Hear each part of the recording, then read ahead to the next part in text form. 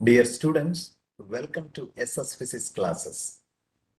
November December മാസങ്ങളിൽ നടക്കുന്ന CBSE 12th class എക്സാമിന് വേണ്ടി ഇലക്ട്രോമാഗ്നറ്റിക് ഇൻഡക്ഷൻ എന്ന ചാപ്റ്ററിലെ അസർഷൻ റീസൺ ടൈപ്പ് ക്വസ്റ്റ്യൻസ് ആണ് ഈ വീഡിയോയിൽ ഷെയർ ചെയ്യുക. അസർഷൻ റീസൺ ടൈപ്പ് ക്വസ്റ്റ്യൻസ് ഒരു പരിധിവരെ വിദ്യാർത്ഥികളെ കൺഫ്യൂഷൻ അടുപ്പിക്കുന്നത് തന്നെയാണ്, ഒരു സംശയമില്ല.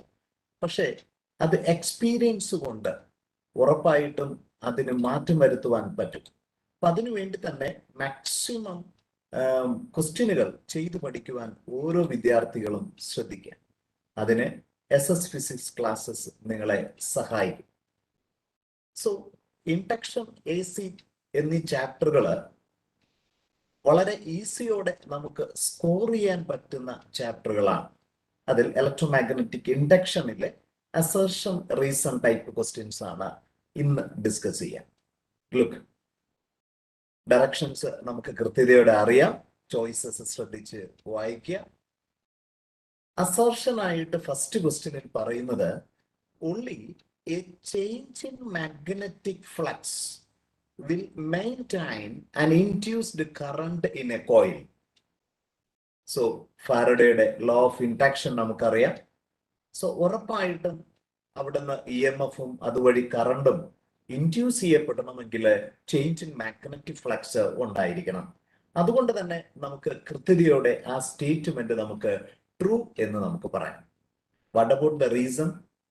The presence of large magnetic flux through a coil maintains a current in the coil if the circuit is continuous. അപ്പൊ നമ്മൾ ഒരു എക്സാമ്പിൾ ആയിട്ട് എടുക്കുന്നതാണ് ഒരു കണ്ടിന്യൂസ് ആയിട്ടുള്ള ഒരു റോഡ് മൂവ് ചെയ്യുന്ന ഒരു കോയിൽ സ്ട്രക്ചർ എടുത്തെന്ന് വിചാരിക്കുക. ഇവിടെ ഒരു ലാർജ് മാഗ്നറ്റിക് ഫ്ലക്സ് ഉണ്ടെങ്കിൽ അവിടെ ഒരു കറണ്ട് ഫ്ലോ നടക്കുന്നു എന്നാണ്.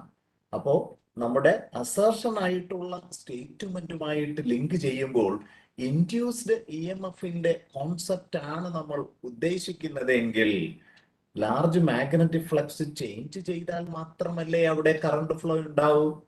പക്ഷെ ചേഞ്ച് ചെയ്യുന്നതിനെ പറ്റി ഇവിടെ പറയുന്നില്ല, അല്ലെ? ലാർജ് മാഗ്നറ്റിക് ഫ്ലക്സ് എന്ന് മാത്രമേ അവിടെ പറയുന്നുള്ളൂ.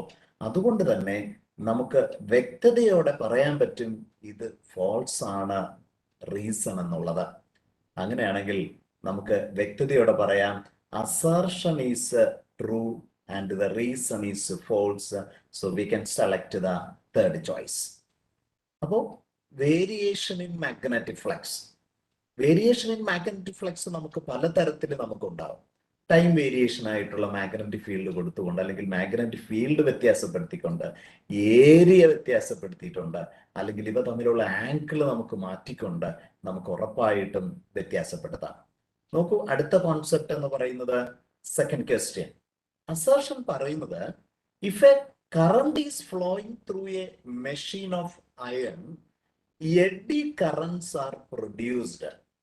അപ്പൊ ഒരു അയൺ മെഷീനിലേക്ക് കറണ്ട് ഫ്ലോ ചെയ്താൽ എഡി കറണ്ട് ഉണ്ടാവും. എഡി കറണ്ട് ഉണ്ടാകുന്നത് നമുക്കറിയാം. whenever there is a thick conductor is engaged with a change in magnetic flux, എങ്കിൽ മാത്രമേ എഡി കറണ്ട് ഉണ്ടാവൂ, അല്ലെ? സോ ദാറ്റ് സ്റ്റേറ്റ്മെന്റ് എന്ന് പറയുന്നത് നമുക്ക് എക്സാക്ട്ലി ഫോൾസ് ആയിട്ട് നമുക്ക് പറയാം. ഇനി എന്താ പറയണേ?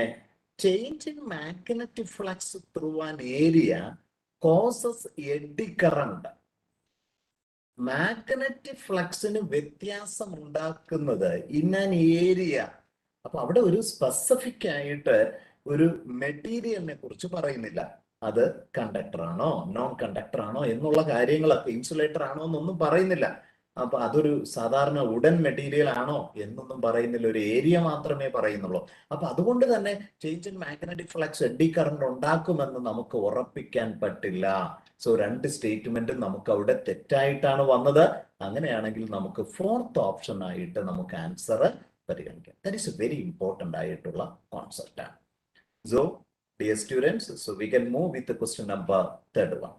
Look, an induced current has a direction such that the magnetic field due to the current opposes the change in the magnetic flux that induces the current.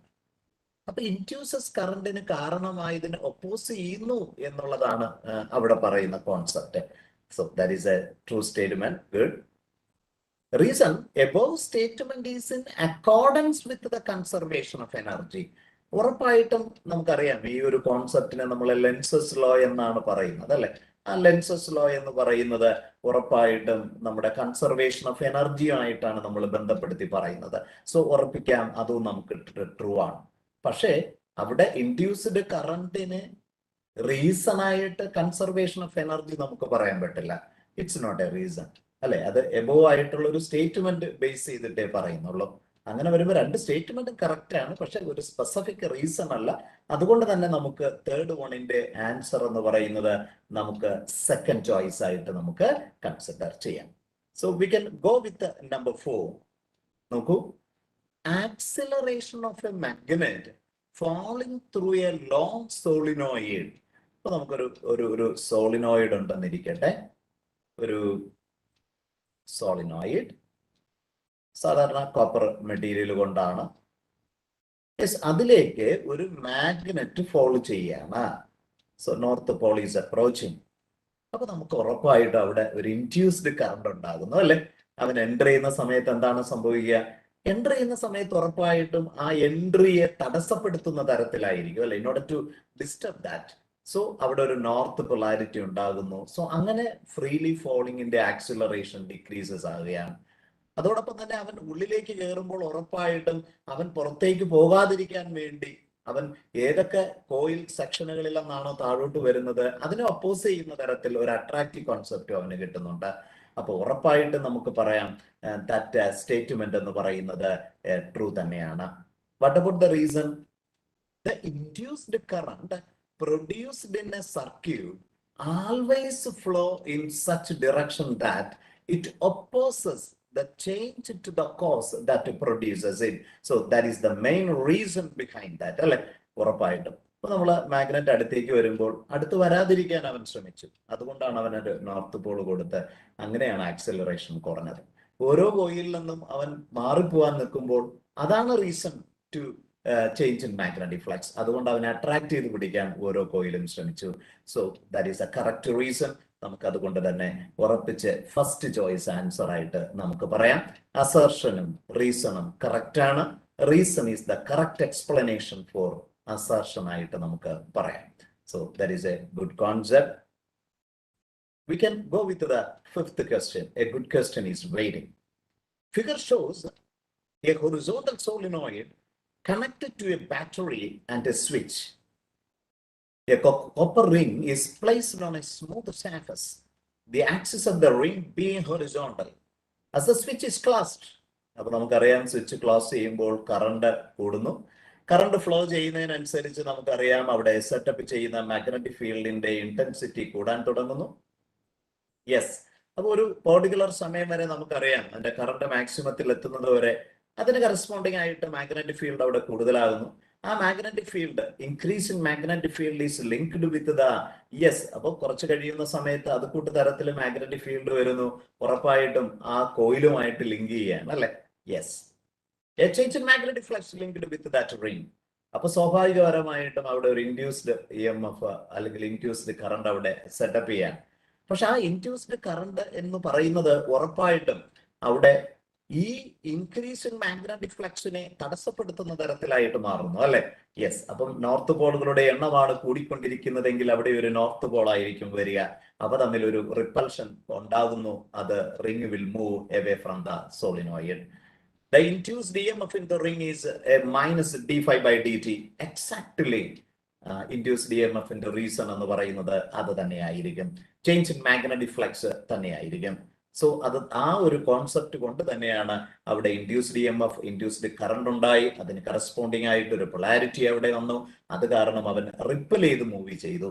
So അസർഷനും റീസണും exactly നമുക്ക് same ആയിട്ട് നമുക്ക് പറയാം.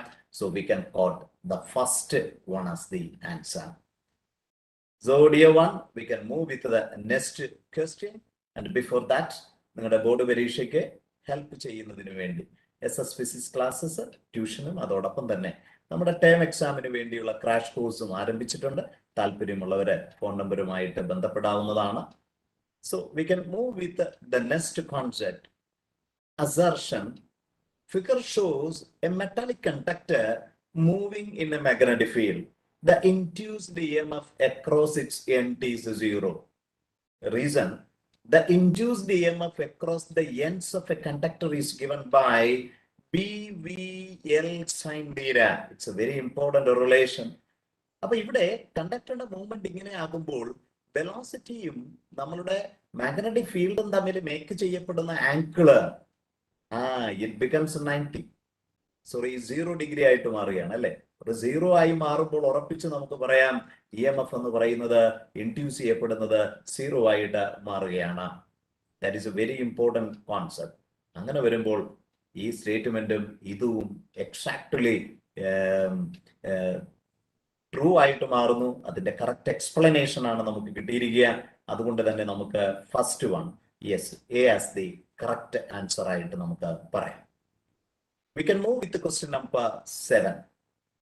Eddy currents are produced in any metallic conductor when magnetic flux is changed around it. That is a correct statement ആണെന്ന് നമുക്കറിയാം അല്ലെ. Yes, electric potential determines the flow of charge. ഉറപ്പായിട്ടും potential difference ഉണ്ടെങ്കിൽ മാത്രമേ ഒരു കണ്ടക്ടറിൽ ചാർജ് ഫ്ലോ നടക്കൂ എന്ന് നമുക്കറിയാം. സോ രണ്ട് സ്റ്റേറ്റ്മെന്റും കറക്റ്റ് ആണ്, പക്ഷെ അവ തമ്മിൽ അതുമായിട്ട് ലിങ്ക് ഇല്ല എന്നുള്ള കാര്യം നമുക്ക് വ്യക്തമാണ്. അതുകൊണ്ട് തന്നെ നമുക്ക് രണ്ടാമത്തെ ചോയ്സ് ആൻസർ ആയിട്ട് നമുക്ക് കൊടുക്കാം. Good concept. And we can move with question number 8. When number of turns in a coil is doubled, the coefficient of self-inductance of the coil becomes 4 times. And this is because L is proportional to N square. നമുക്കറിയാം, ഒരു air cord ആയിട്ടുള്ള ഒരു inductor ആണെങ്കിൽ μ0 N square A division by L എന്നുള്ള relation നമുക്കറിയാം അല്ലെ. അതുകൊണ്ട് തന്നെ L മറ്റു പാരാമീറ്റേഴ്സ് വ്യത്യാസപ്പെടുന്നില്ലെങ്കിൽ it is proportional to N square. അതുകൊണ്ട് തന്നെ നമ്പർ ഓഫ് ടേൺസ് ഡബിൾ ചെയ്യുന്ന സമയത്ത് L ഡാഷ് എന്ന് പറയുന്നത് ഉറപ്പായിട്ടും 2N square ആയിട്ട് മാറുന്നു, 4 times L ആയിട്ട് മാറുന്നു എന്നുള്ള കൺസെപ്റ്റ്. സോ നമുക്ക് എക്സാക്ട്ലി ഫസ്റ്റ് സ്റ്റേറ്റ്മെന്റ് എന്ന് പറയുന്നത് ട്രൂ ആയിട്ട് പറയാം. അതിന്റെ കറക്റ്റ് എക്സ്പ്ലനേഷൻ ആണ് റീസൺ ആയിട്ട് കൊടുത്തിരിക്കുക. അതുകൊണ്ട് തന്നെ നമുക്ക് എ ആൻസർ ആയിട്ട് പറയാൻ പറ്റും. So we can go with question number 9. Figure shows an EMF E induced in a coil with a direction. It happens due to the rightward decreasing current. That is a very important one. അപ്പൊ നമ്മൾ എപ്പോഴും ഓർക്കണം, decreasing current ആണ് അവിടുത്തെ change in magnetic ഫ്ലക്സിന് reason ആയിട്ടുള്ളതെങ്കിൽ അതിനെ തടസ്സപ്പെടുത്തുക എന്നുള്ളതായിരിക്കും lenses നിയമപ്രകാരമുള്ള direction എന്ന് പറയുന്നത്. അതുകൊണ്ട് തന്നെ അവിടെ ഇൻഡ്യൂസ് ചെയ്യപ്പെടുന്ന കറണ്ടിന്റെ direction in such a way that in order to increase the current.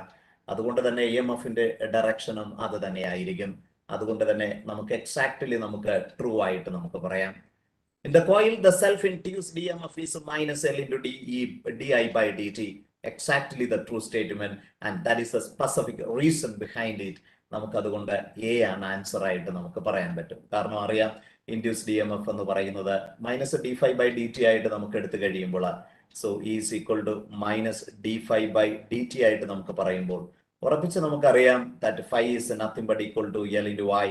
So minus L into di/dt. വളരെ പ്രധാനപ്പെട്ട concept. So we can move with question number 10. In the phenomenon of mutual induction, self-induction of each of the coil persists. Exactly the same concept അല്ലെ. Yes, mutual induction ആണ് നടക്കുന്നതെങ്കിൽ പോലും ഉറപ്പായിട്ടും അവിടെ സെൽഫായിട്ട് അവിടെ ഒരു induction നിലനിൽക്കുന്നുണ്ട്. Self induction arises due to the change in current in the coil itself. In mutual induction, current changes in both the individual coil. Exactly മുകളിൽ പറഞ്ഞിരിക്കുന്ന റീസണിന്റെ കോൺസെപ്റ്റിന്റെ എക്സ്പ്ലനേഷൻ തന്നെയാണ് അല്ലെ. ഓരോ കോയിലും അതിൽ തന്നെ ഉണ്ടാകുന്നതിന് നമ്മൾ സെൽഫ് ഇൻഡക്ഷൻ എന്നും തൊട്ടടുത്തിരിക്കുന്ന കോയിലിന്റെ ഇൻഫ്ലുവൻസ് മൂലം ഉണ്ടാകുന്നതിനെ മ്യൂച്വൽ ഇൻഡക്ഷൻസ് എന്നാണ് നമ്മൾ പറയുക. സോ രണ്ട് സ്റ്റേറ്റ്മെന്റും കറക്റ്റും അതിനൊരു എക്സ്പ്ലനേഷനും തന്നെയാണ്. So dear students, best wishes from SS physics classes. ഇനിയുള്ള സമയം വളരെ ഗൗരവപൂർവ്വം ഉപയോഗിക്കുവാൻ ശ്രദ്ധിക്കുക. മാക്സിമം മൾട്ടിപ്പിൾ ചോയ്സ് ക്വസ്റ്റ്യൻസ് ചെയ്ത് പഠിക്കുവാൻ വേണ്ടി ശ്രദ്ധിക്കുക. Take care. God bless you.